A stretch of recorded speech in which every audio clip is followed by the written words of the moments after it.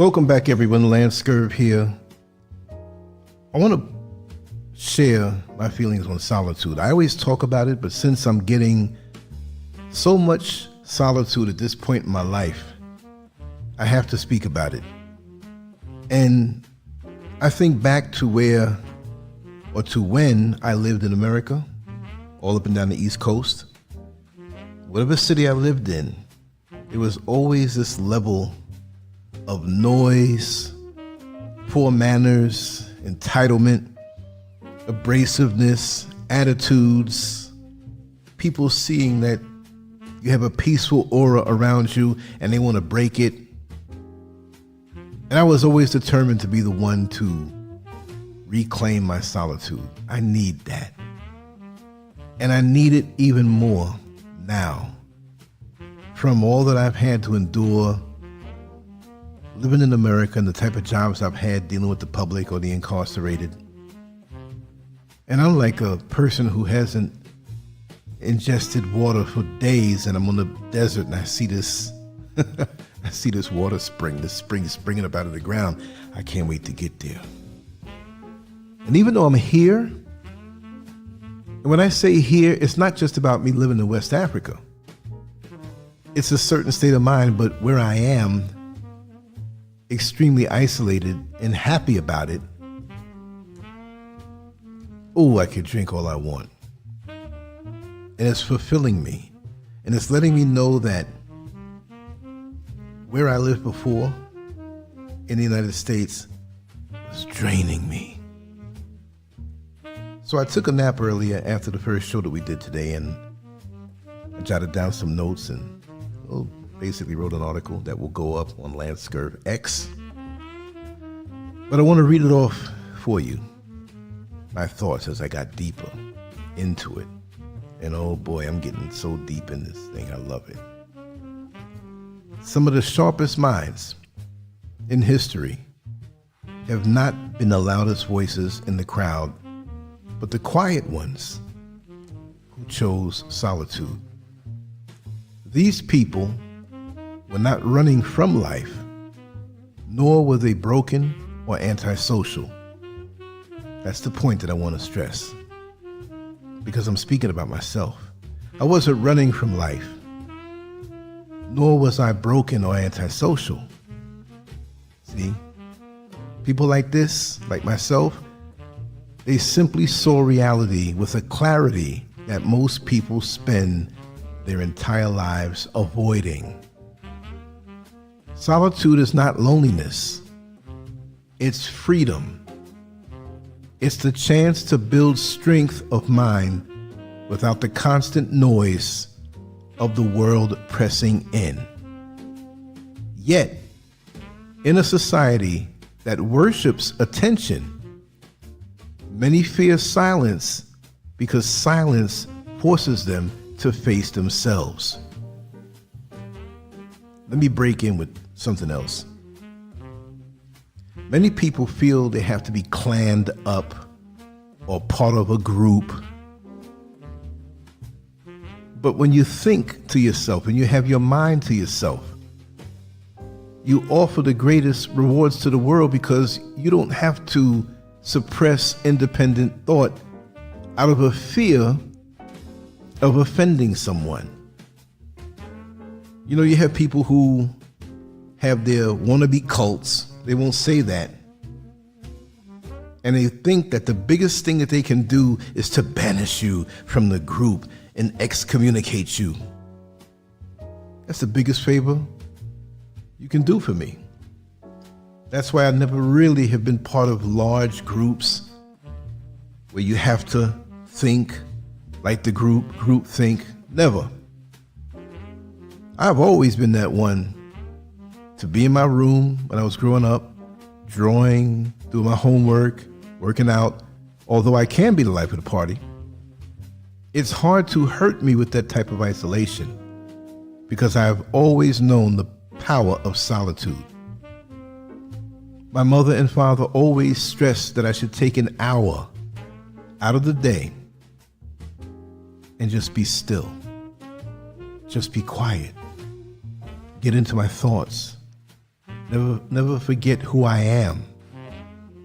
You see, it's very important because so many of us are chasing likes and shares and numbers and what's the worth of it? In our Black community, where the pressure to always belong, perform, and be seen is heavy, the lesson of solitude is one we must reclaim. We are taught to fear being alone, as though our worth only comes from others.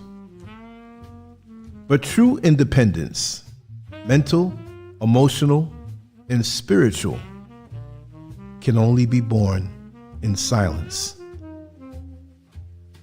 Choosing solitude is not about hating people. It's about valuing the voice within. When we dare to step away from the crowd, we discover the strength and intelligence that can never be developed through conformity. Let me say that again.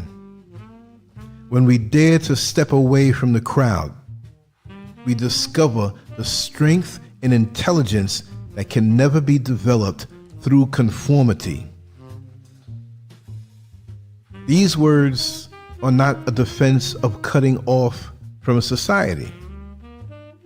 It is a call to understand the power of being alone and how it can serve as a weapon for survival, clarity, and growth in a world designed to distract us.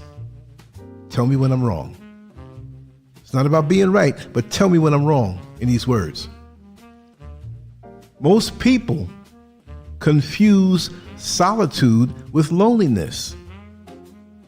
Loneliness is emptiness, but solitude is strength.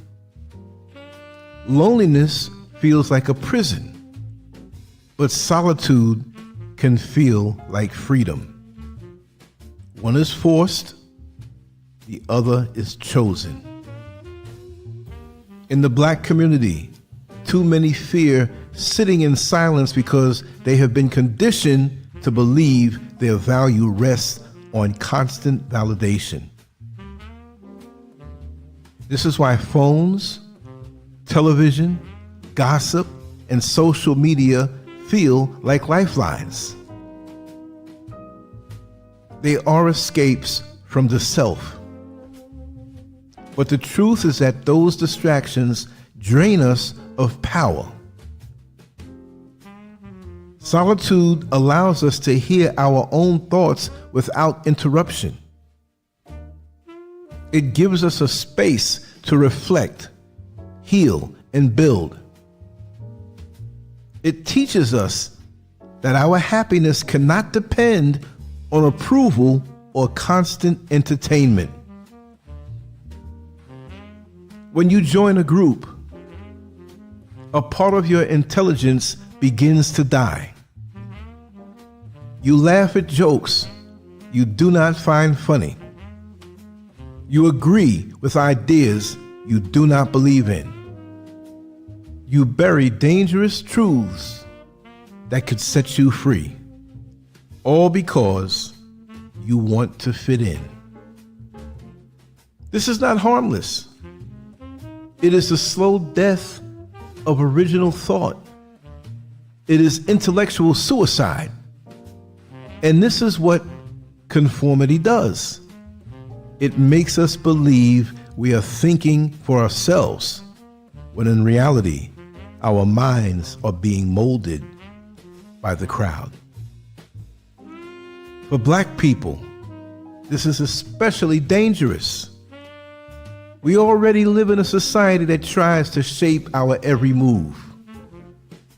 If we allow group pressure to kill our originality, we rob ourselves of the very genius needed to rise. I hope you're listening. Attention is the most precious currency of the mind. Every conversation, every social obligation, every digital distraction drains energy. Most people waste their mental energy on gossip, shallow arguments, and endless entertainment. The person who chooses solitude understands the cost of these distractions. They know that energy must be protected, not wasted. For them, solitude becomes a shield. It allows their focus to remain sharp, their creativity alive, and their thoughts clear. This is why the few relationships they do have are meaningful and deep. They do not spend time on empty connections. They preserve their strength for what truly matters. One of the greatest gifts of solitude is the ability to see through the illusions of society. When you are not trapped in the endless chatter of the crowd, you notice patterns. You see how people repeat the same conflicts, chase the same empty desires, and play the same games for status. You begin to recognize that most of what society calls connection is really performance. It is survival, not truth. This clarity can feel isolating, but it also gives you freedom. Once you see the patterns, they lose their power over you. For the Black community, this vision is essential. Too often, we are pulled into cycles of distraction and struggle that lead nowhere. Solitude gives us the space to see the game being played and, more importantly, how to step outside of it. The person who cultivates solitude is not empty inside. In actuality, they are rich.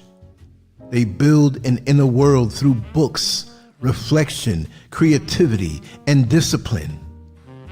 They learn how to find joy in silence, strength in thought, and peace in their own company.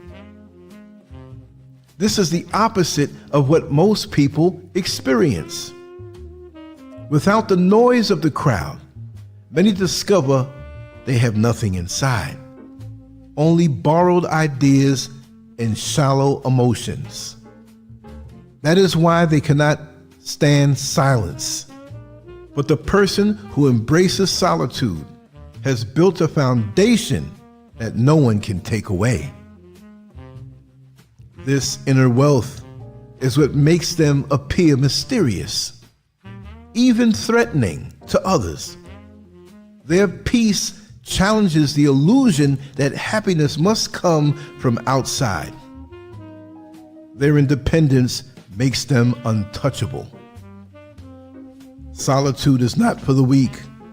It takes courage to think thoughts that others may never understand, to walk a path without applause, and to hold ideas that may be ridiculed. But this is the price of originality. Every breakthrough, every new vision, every act of true leadership is born in solitude. No crowd has ever produced revolutionary thought, only individuals who dared to step away from the crowd. For us as Black people, we must remember this truth. We cannot rely on borrowed beliefs or forced validation. We must be brave enough to stand alone, to think independently, and to build from within. The world will always try to distract us, to chain us to conformity, and to keep us afraid of silence. But silence is not the enemy. It is the path to freedom. Solitude is not about rejecting people.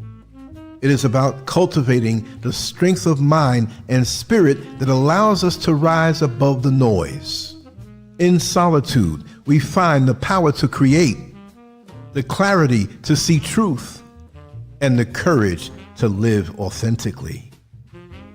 The Black community must learn to reclaim the power of being alone. We must stop believing that belonging to a crowd equals progress. True growth begins when we are strong enough to hear our own voices.